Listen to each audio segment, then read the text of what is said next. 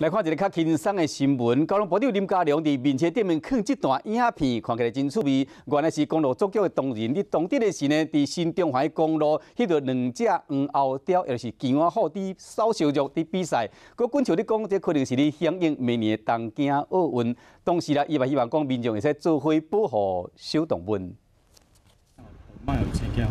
这2只咧走烧肉的选手是南投的2只黄喉貂、吉安虎，因拢无回头，一直冲。 就惊讲会死去。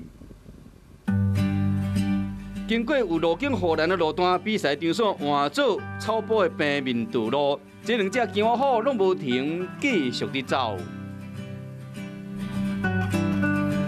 公路总局人员伫新中华翕到这个画面，交通部长林佳龙放伫面册顶面，国军就伫讲，敢会是伫替明年的东京奥运准备。点过林佳龙嘛提醒大家。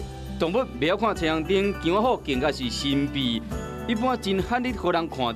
咱乡亲若赛车看到小动物，千万爱记住，唔通干去惊，唔通干去伤着，做伙守护台湾的自然生态。